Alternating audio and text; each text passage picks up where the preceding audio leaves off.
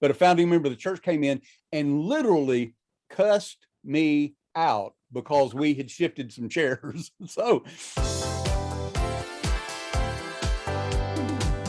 let's kind of illustrate it this way. The leadership principles that we have to grab a hold of as leaders. The difference is like if you're going down a huge river, down the Mississippi, down the Detroit River, whatever. If you're in a speedboat, that's kind of like a church start, okay? It's smaller, easy to maneuver around. You're flying down the river one direction and you go, hey, we want to go another direction. And you just spin the wheel, throttle that thing down, and you're headed another direction. I think about one of the church plants I was in. I tested this theory one time by simply coming in on Sunday morning. We were setting up in a school, and our setup team got there, and we walked in, and I said, you know, we're going to point the church that direction today instead of that direction.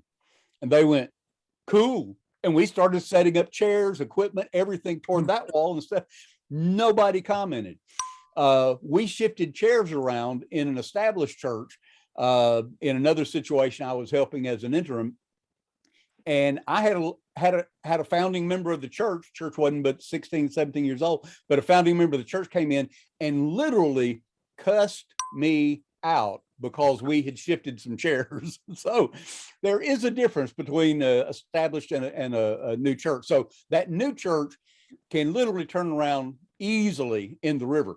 But if you're leading an established church, it's more like a big cargo ship.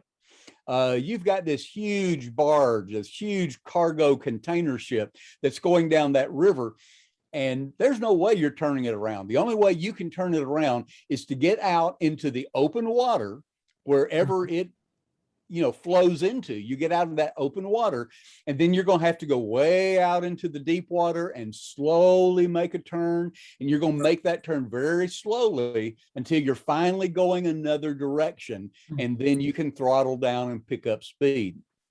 It's exactly what happens in an established church. Basic leadership. You have to remember, man, there is a lot of things that have already passed, the water under the bridge, you could say, I guess. And so when you're leading an established church, you have to remember there are all kinds of containers on board. There's all kinds of baggage already there. Right. There's a lot of it. And so to make this turn, it's going to have to be slow and deliberate. But I will say, though, go ahead. For all of those church planters out there who think that your speedboat is more like a Sea-Doo and it's just teeny tiny. When we were in Fort Worth, Texas, and we were a part of a church plant, I was not the church pastor, I was on staff. Our very first service, the pastor said, we have no idea what kind of crowd we're going to have today. We don't know if next week we need one service or two. He said, you go up there and give the announcements. If I hold up a 1, you tell the church that we're doing 1 service next weekend. If I hold up a 2, we're doing 2 services, and here's the times. He said, this is our first service. We have no idea what to expect. They get up there. There's a lot of folks there, so we need to go to 2 services the following week. At the end of that service, one of those people who was there came up to the pastor and said, why are we having 2 services? We've never done it like that before. He's like, this was our first time. So established practice happened within 45 minutes. So even if you're a planter, your first 45 minutes of existence means you've got history. You're going to have to deal with it. Yeah, well, and no, it is true. And I like that illustration. I've never really pulled that in, but yeah, you're not on the Sea-Doo. You're not by yourself. That's right. You're not on the Sea-Doo.